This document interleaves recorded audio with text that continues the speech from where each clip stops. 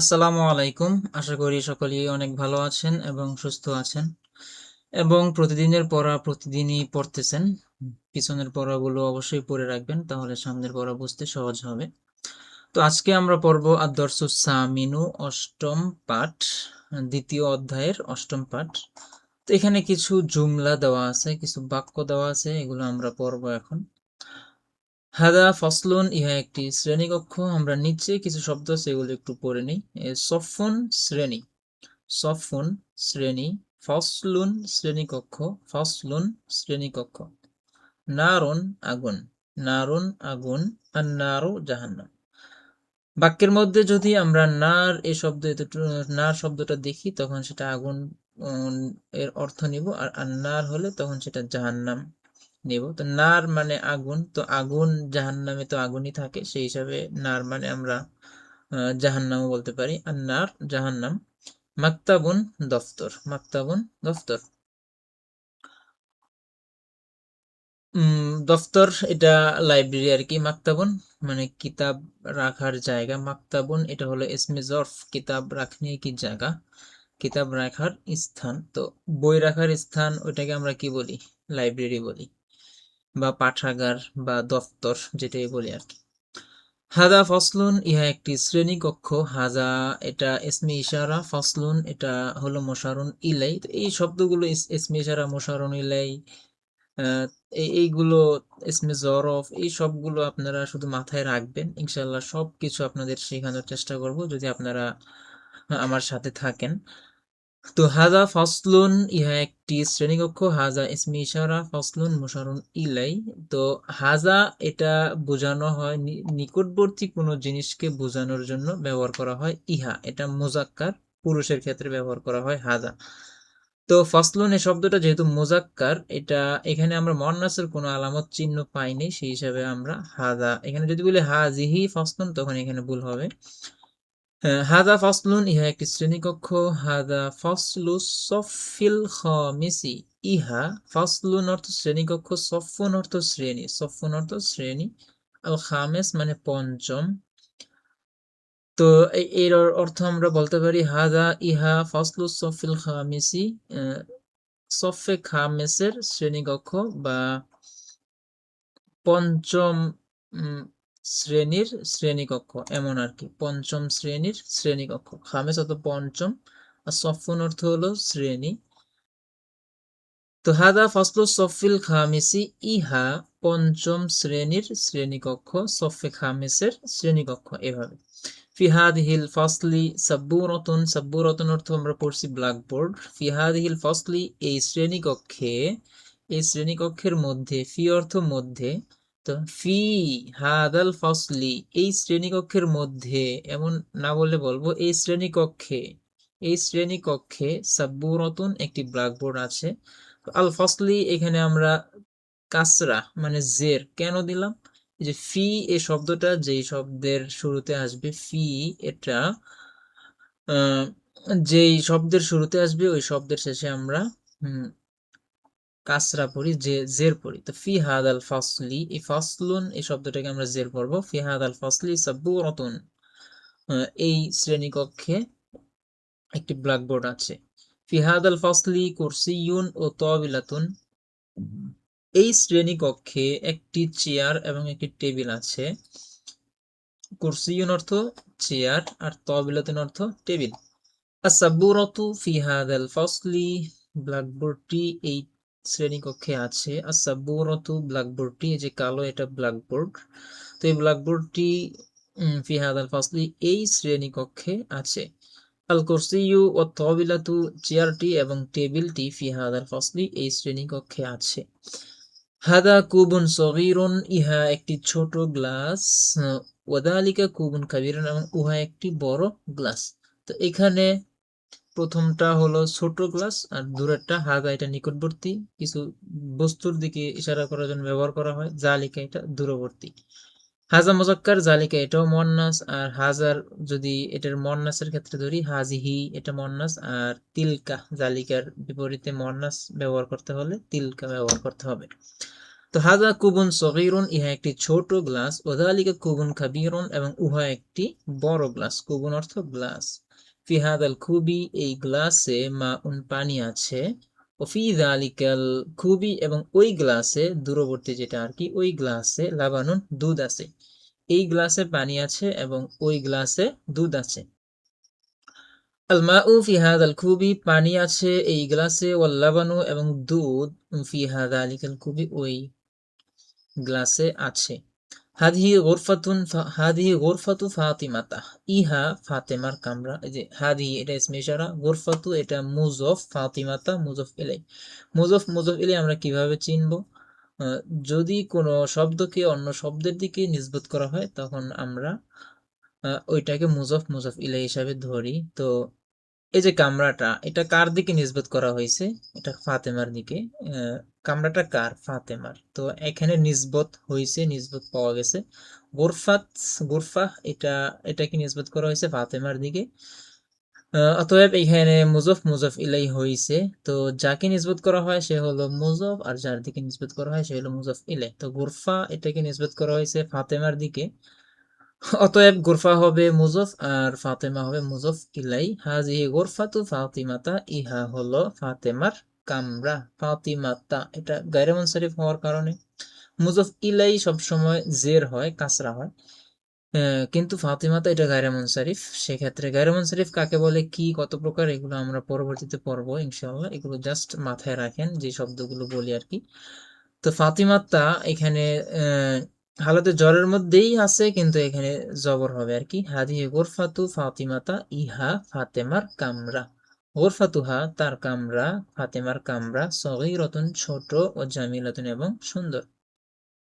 ফাতিমাতু ফি গোরফাতিহা, ফাতেমা তার কামরায় আছে, ফাতেমা তার কামরায় আছে। ফি গোরফাতিহা, ফি গোরফাতিহা তার কামরায়, সারিরুন একটি খাট আছে, ফি গোরফাতিহা তার কামরায়, মিসবাহুন একটি বাতি আছে, ও মিরওয়াহাতুন এবং একটি পাখা আছে। আর সারিরু ফি গোরফাতি ফাতিমাতা, খাটটি ফাতেমার কামরায় আছে। আল মিসবাহু ওয়াল মিরওয়াহাতু, বাতি, বাতিটি এবং পাখাটি, ফি গোরফাতি ফাতিমাতা ফাতেমার কামরায় আছে। তো এই শব্দগুলো তো আমরা পড়লামই, এই শব্দগুলো মুখস্থ করবেন। তো নিচে আরো কিছু জুমলা আছে। আদ-দরসুস তৃতীয় অধ্যায়ে চলে আসছি। তো আদ-দরসুস সামেন এটা শেষ করলেই তৃতীয় অধ্যায়, আল বাবুস সালিস। এখানে ফি ইয়াদিল মাজিদি, মাজিদের হাতে, সাইফুন একটি তরবারি আছে, সাইফুন অর্থ তরবারি, ও ফি ইয়াদিল আলিমি। যদি শব্দগুলো মুখস্থ না করেন তাহলে কিভাবে অর্থ তুলবেন, কিভাবে অর্থ বলবেন? কোনো একটা ভাষা শিখতে হলে তার শব্দগুলো যদি আপনি না জানেন তাহলে ওই ভাষাটা কিভাবে শিখবেন আপনি? তো শব্দগুলো অবশ্যই মুখস্থ করতে হবে, এই ওয়ার্ডগুলো, এই কালিমাগুলো আপনারা মুখস্থ করবেন। ফি ইয়াদিল মাজিদি, ফি ইয়াদিল মুজাহিদি হবে এখানে, সরি, ফি ইয়াদিল মুজাহিদি, মুজাহিদ এখানে মিম এটা। ফি ইয়াদিল মুজাহিদি, মুজাহিদের হাতে, সাইফুন তরবারি আছে, ও ফি ইয়াদিল আলিমি, কলামুন এবং আলেমের হাতে কলম আছে। আচ্ছা, এখানে মুজাহিদ মানে যে জিহাদ করে, যে যুদ্ধ করে, তাকে বলা হয় মুজাহিদ, ওটা বোঝানো হয়েছে আর কি, যোদ্ধা। এখানে মুজাহিদ অর্থ হবে যোদ্ধা। ফি ইয়াদিল মুজাহিদি, যোদ্ধার হাতে, সাইফুন তরবারি আছে, ও ফি ইয়াদিল আলিম, এবং আলেমের হাতে কলামুন কলম আছে। আলেম, আলেম ব্যক্তি, জ্ঞানী ব্যক্তি, তার হাতে কলম আছে, এই আর কি। আসাইফু তরবারি, ফি ইয়াদিল মুজাহিদি, মুজাহিদের হাতে, ওয়াল কলমু এবং কলমটি, ফি ইয়াদিল আলিমি, আলিমের হাতে। ফি কলাবিল, ফি কলাবিল, ফি কলবিল মুসলিমি, মুসলমানের অন্তরে, কলবন অর্থ অন্তর, নূরুন আলো আছে, ও ফি কলবিল কাফির জুলমাতুন এবং কাফেরের অন্তরে অন্ধকার। আল মুসলিমু ফিল জান্নাতি, মুসলমান জান্নাতে আছে, ওয়াল কাফিরু ফিল জাহান্নামি, কাফির জাহান্নামে। তো অবশ্যই যারা মুসলিম তারা জান্নাতে যাবে, এবং যারা কাফের তারা অবশ্যই জাহান্নামে যাবে, আর তারা সব সময় জাহান্নামে থাকবে, কোনো সময় তারা জান্নাতে যেতে পারবে না যারা কাফের। তো অন্তত লা ইলাহা ইল্লাল্লাহু মুহাম্মাদুর রাসূলুল্লাহ এই শব্দটুকু যে পড়ছে এবং বিশ্বাস করছে অন্তর দিয়ে, সেই মুসলমান। চাই সে নামাজ রোজা করুক বা না করুক, বাট তার ঈমান আছে। কিন্তু অনেক কাজের কারণে, অনেক কর্মের কারণে, অনেক আমলের কারণে মানুষ মুসলমান ও অমুসলিম হয়ে যায়। হাদিসের মধ্যে আছে এমন একটা জমানা আসবে, এমন একটা সময় আসবে, যে সময়ের মধ্যে একজন মুসলিম সে সকালে কাফের থাকবে, মুসলমান থাকবে, বিকালে সে কাফের হয়ে যাবে। এবং সে বিকালে কাফের মুসলমান থাকবে, সকাল হতে হতে সে সন্ধ্যায় মুসলমান থাকবে, সকাল হতে হতে সে আবার কাফের হয়ে যাবে। এভাবে একটা হাদিসের মধ্যে আছে। সকালবেলা মোমেন থাকবে, বিকাল সন্ধ্যা হতে হতে সে আবার কাফের হয়ে যাবে, এই আর কি। তো যে ব্যক্তি কালিমা পড়ছে এবং সেটা অন্তর দিয়ে বিশ্বাস করছে এবং কোনো কাজের কারণে তার ঈমানটা ভঙ্গ হয়ে যায় নাই, নামাজ যেমন ভঙ্গ হয়ে যায়, নামাজ ভাঙ্গার কারণ সাতটি, সাতটা থেকে যে কোনো একটা যদি পাওয়া যায়, সরি, নামাজ ভাঙ্গার কারণ মনে হয় আরো বেশি হইতে পারে, যাই হোক, তো নামাজ ভঙ্গের কারণ যে আছে, ঈমান ভাঙ্গার কারণও আছে কিন্তু। তো ঈমানও কিন্তু মানুষের ভেঙে যায়। তো ঈমান যদি কোনো ব্যক্তি লা ইলাহা ইল্লাল্লাহ মুহাম্মাদুর রাসূলুল্লাহ এই কালিমা পড়ে এবং বিশ্বাস করে এবং তার ঈমান ভেঙে না যায়, সে অবশ্যই জান্নাতে যাবে। আর যদি কোনো ব্যক্তি ঈমান না আনে, কাফের, সে অবশ্যই জাহান্নামে যাবে। তো আল মুসলিমু ফিল জান্নাতি, মুসলমান ব্যক্তি জান্নাতে, জান্নাতে বা জান্নাতে যাবে, থাকবে। ওয়াল কাফিরু ফিন্নার, এবং কাফের ব্যক্তি জাহান্নামে যাবে। ফি করিয়াতিনা মসজিদুন কাবীরুন, আমাদের গ্রামে একটি বড় মসজিদ আছে। ও মাদ্রাসাতুন কাবীরাতুন, এবং একটি বড় মাদ্রাসা আছে। আল খায়রু ফিল মসজিদি ওয়াশ শাররু ফিস সুকি, মসজিদে ভালো আছে এবং বাজারে খারাপই আছে, অকল্যাণ আছে। খয়রুন অর্থ কল্যাণ, শাররুন অর্থ অকল্যাণ। তো আল খয়রু ফিল মসজিদি, মসজিদে কল্যাণ আছে। ও শাররু ফিস সুকি, এবং বাজারে অকল্যাণ আছে। সুক অর্থ বাজার, সুকুন বাজার। মাযা ফি হাযাল ফসলি, এই শ্রেণীকক্ষে কি আছে? তো এখানে কিছু প্রশ্ন করবে আর কি। এই সবগুলোর দেখেন শেষে দেখেন প্রশ্নবোধক চিহ্ন দেওয়া আছে। তো এই উপরে আমরা যা পড়লাম এখান থেকেই কিছু প্রশ্ন করবে। তো মাযা ফি হাযাল ফসলি, এই শ্রেণীকক্ষে কি আছে? তো এই শ্রেণীকক্ষে কি কি আছে? ফি হাদাল ফসলি সাব্বুরাতুন, কুরসিয়ুন, তাবিলাতুন, ব্ল্যাকবোর্ড আছে, টেবিল আছে এবং চেয়ার আছে। তো আমরা বলতে পারি ফি হাদাল ফসলি সাব্বুরাতুন, ব্ল্যাকবোর্ড আছে, কুরসিয়ুন, চেয়ার আছে, তাবিলাতুন, টেবিল আছে। সাব্বুরাতুন ফি হাদাল ফসলি, এই শ্রেণীকক্ষে কি ব্ল্যাকবোর্ড আছে? নাম ফি হাদাল ফসলি সাব্বুরাতুন, এই শ্রেণীকক্ষে ব্ল্যাকবোর্ড আছে। সাব্বুরাতুন ফি হাদাল ফসলি আম সারিরুন, এই শ্রেণীকক্ষে কি ব্ল্যাকবোর্ড আছে নাকি খাট আছে? সাব্বুরাতুন, ব্ল্যাকবোর্ড আছে, খাট নাই, ব্ল্যাকবোর্ড। হালফি হাদাল ফসলি, এই শ্রেণীকক্ষে কি কুরসিয়ুন ও তাবিলাতুন, চেয়ার আছে এবং টেবিল আছে? নাম ফি হাদাল ফসলি, এই শ্রেণীকক্ষে কুরসিয়ুন ও তাবিলাতুন, চেয়ার এবং টেবিল আছে। আইনাল কুরসিয়ু, চেয়ারটি কোথায়? ও তাবিলাতু, এবং টেবিলটি কোথায়? তো আল কুরসিয়ু ও তাবিলাতু ফি হাদাল ফসলি, চেয়ারটি এবং টেবিলটি এই শ্রেণীকক্ষে আছে। আশা করি বুঝতে পারতেছেন। যে পড়াগুলো পড়াইতেছি আশা করি আপনারা বুঝতে পারতেছেন। শব্দগুলো মুখস্থ রাখবেন, পিছনের পড়া পড়বেন, তাহলেই বুঝতে পারবেন ইনশাআল্লাহ।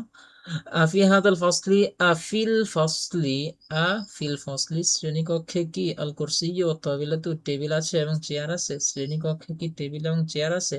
নাম ফিল ফসলি আল কুরসিয়্যু ওয়াত তাবিলাতু, শ্রেণীকক্ষে চেয়ার এবং টেবিল আছে। ফিল ফসলি আল কুরসিয়্যু, কুরসিয়্যু ওয়াত তাবিলাতু আম ফিল মাকতাবি, তো এর অর্থ হলো শ্রেণীকক্ষে কি চেয়ার আছে, টেবিল আছে, নাকি দফতরে আছে? মাকতাবাতুন অর্থ দফতর।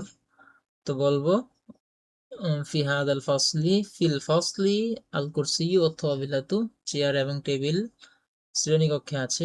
ফি হাদাল ফসলি, এই শ্রেণীকক্ষে কি আল কুরসিয়্যু ওয়াত তাবিলাতু, চেয়ার আছে এবং টেবিল আছে? আম ফি যালিকাল ফসলি, নাকি ওই শ্রেণীকক্ষে? এই শ্রেণীকক্ষে চেয়ার টেবিল আছে নাকি ওই শ্রেণীকক্ষে, তখন বলবো ফি হাদাল ফাসলি, এই শ্রেণীকক্ষে আছে।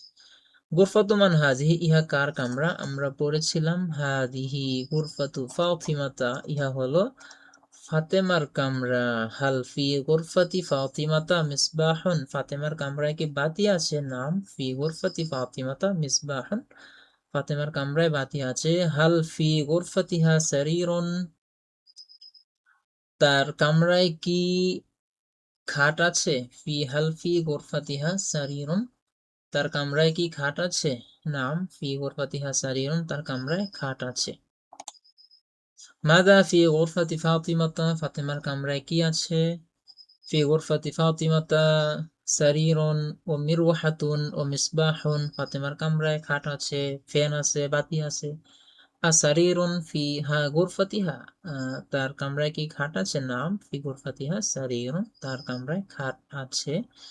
আসারিরুন ফি গুরফাতিহা আম কুরসিয়ুন, তার কামরায় কি খাট আছে নাকি চেয়ার আছে? সারিরুন, খাট আছে। আইনাল মিরওয়াহাতু, ফ্যানটি কোথায়? আল মিরওয়াহাতু ফি গুরফাতি ফাতিমাতা, ফ্যানটি হলো ফাতেমার কামরায়। আফি গুরফাতি ফাতিমাতা, ফাতেমার কামরায় কি? আল মিরওয়াহাতু, পাখা আছে, ফ্যান আছে। আম ফি গুরফাতি আয়েশাতা, নাকি আয়েশার কামরায়? ফাতেমার কামরায় ফ্যান আছে নাকি আয়েশার কামরায় আছে? তখন বলবো ফি ফা গুরফাতি ফাতিমাতা, ফাতেমার কামরায় ফ্যান আছে। হাল ফি হাদাল খুবি মাউন, এই পানিতে কি এই গ্লাসে কি পানি আছে? হাল ফি হাদাল কুবি মাউন, এই গ্লাসে কি পানি আছে? নাম ফি হাদাল কুবি মাউন, এই গ্লাসে পানি আছে। হাল ফি যালিকাল কুবি মাউন, ওই গ্লাসে কি পানি আছে? তখন আমরা বলবো লা ফি যালিকাল কুবি লাবানুন, ওই গ্লাসে দুধ। আমরা যেখানে পড়ছিলাম যে এই গ্লাসে পানি এবং ওই গ্লাসে দুধ, সেক্ষেত্রে আমরা উত্তরে বলবো ফি যালিকাল কুবি, ওই গ্লাসে লাবানুন, দুধ। এই গ্লাসে পানি আছে আর ওই গ্লাসে দুধ আছে। আল মাউ ফি হাদাল কুবি, পানি আছে এই গ্লাসে। আল আল মাউ ফি, এখানে প্রশ্ন করা হয়েছে, এখানে আল মাউ ছিল, দুইটা হামজা একসাথে হওয়ার কারণে আল মাউ এমন হয়েছে। আল মাউ ফি হাদাল কুবি, এই গ্লাসে কি পানি আছে? নাম ফি হাদাল কুবি মাউন, এই গ্লাসে পানি আছে। এখানে হলো আল মাউ ফি যালিকা ফি হাদাল কুবি আমিল লাবানু, এই গ্লাসে কি পানি আছে নাকি দুধ আছে? আল মাউ, পানি, এই গ্লাসে পানি। আল লাবানু ফি যালিকাল কুবি আমিল মাউ, ওই গ্লাসে কি? আল লাবানু, এভাবে হবে আর কি। ফি যালিকাল কুবি, ওই গ্লাসে কি পানি আছে নাকি দুধ আছে? তখন বলবো আল লাবান, দুধ, ওই গ্লাসে আছে দুধ। মা ফি হাদাল কুবি, এই গ্লাসে কি আছে? ও মা ফি যালিকাল কুবি, এবং ওই গ্লাসে কি আছে? তখন আমরা বলবো ফি হাযাল কুবি মাউন, এই গ্লাসে আছে পানি। ও ফি যালিকাল কুবি লাবানুন, এবং ওই গ্লাসে আছে দুধ। আইনাল লাবানু ওয়া আইনাল মাউ, পানি কোথায় এবং দুধ কোথায়? আইনা অর্থ কোথায়, আল লাবানু ফি যালিকাল কুব, লাবান, দুধ আছে ওই গ্লাসে। ওয়াল মাউ ফি হাদাল কুবি, এবং পানি আছে এই গ্লাসে। এভাবে আফি হাদাল কুবি আল লাবানু, এই গ্লাসে কি দুধ আছে? আম ফি যালিকাল কুবি, নাকি ওই গ্লাসে দুধ? বলবো ফি যালিকাল কুবি, ওই গ্লাসে দুধ আছে। আফি যালিকাল কুবি আল লাবানু, ওই গ্লাসে কি দুধ আছে? নাম ফি যালিকাল কুবি আল লাবানু। সব শব্দের এই বাক্যের জুমলার অর্থগুলো খুবই সিম্পল, সহজ, এগুলো সোজা সোজা অর্থ আর কি। এগুলো যারা না বুঝবে তাদের আর আরবি শিখাই উচিত না। তো এই সব জুমলাগুলো একেবারে সহজ, সিম্পল আর কি, বেসিকদের জন্য এই বইটা একেবারে সেরা। এসো আরবি শিখি, এই বইটা বেসিকদের জন্য, যারা প্রথমেই একেবারে শুরু থেকে আরবি শিখতে যাচ্ছে তাদের জন্য এই বইটাই পড়া দরকার সর্বপ্রথম আর কি।